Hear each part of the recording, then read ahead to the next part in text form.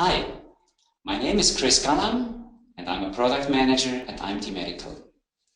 Today I would like to show you the checkout procedure of the bellavista ventilator and how to make it ready for a new patient. We start on the left side where all the connections to the wall are located. So we have to plug in the power first. And at the same time, we turn on the ventilator. Then we connect oxygen.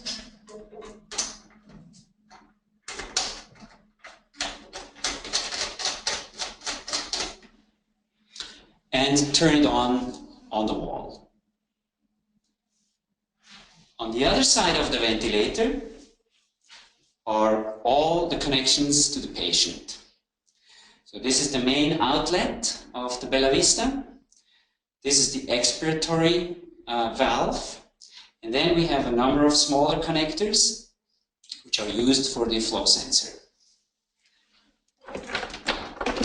First of all, we have to use a bacteria filter to protect the patient from any bacteria which could potentially be inside the device or taken in from the ambient air via the turbine.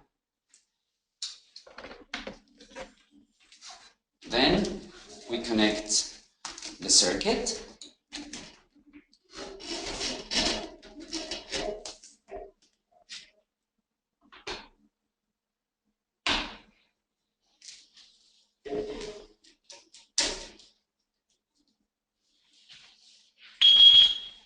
And also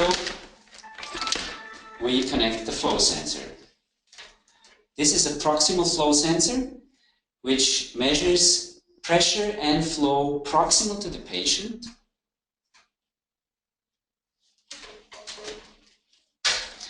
It has a blue line which goes onto the blue port. Maybe we can look at this a little closer. So the blue line goes on the blue port and the white line goes onto the white port.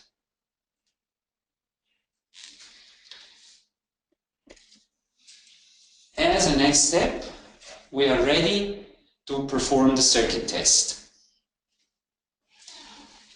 On the start screen, we have a section which is called circuit. Here we have to choose the circuit type, single limb or dual limb, and we can perform the circuit test. I start it. Circuit test requests me to keep everything open.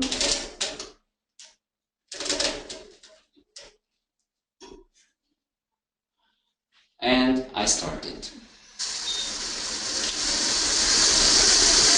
It is now checking whether there is any obstruction in the circuit and whether everything is open.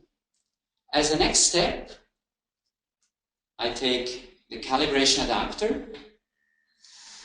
The calibration adapter has a plug side, and it has a thick side, and it has a thin side. I use the plug side now to obstruct the circuit. This is for the leakage test. The leakage test ensures that the circuit has no leakage and that no ventilation volume is lost. As a next step, the calibration of the flow sensor in reverse direction is performed.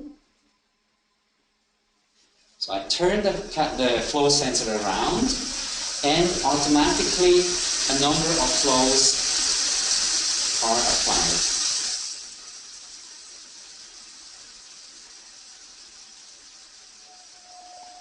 The entire procedure takes about 2 minutes, so what seems long on the video in reality is very short. You will also be able to hear the prompt, the sound, where the ventilator tells me to turn the flow sensor back again. Which means it's calibrated in both directions, making expiratory and inspiratory volume precise. The calibration adapter can be clipped back to the sensor lines so they will not be lost in case The calibration is necessary again at a later date.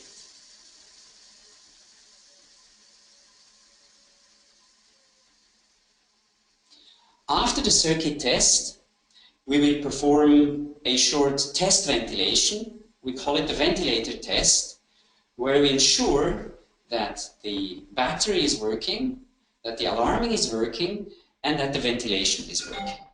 To do the ventilation test, we connect the test lung, and we start ventilation with default parameters. At this point, we want to plug out the power. But plug out the power just to make sure the ventilator has a fully charged battery.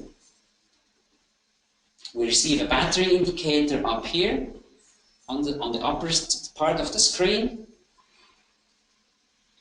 We see that ventilation is working nicely and that we have no unexpected alarms. But we also want to see whether the alarming system is working, so we perform a short disconnection and make sure that we hear the alarms.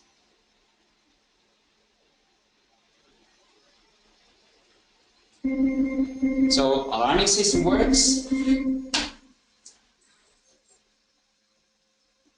I'm through with the ventilator test, which tested ventilation is working, the battery is charged, and the alarming system is also working.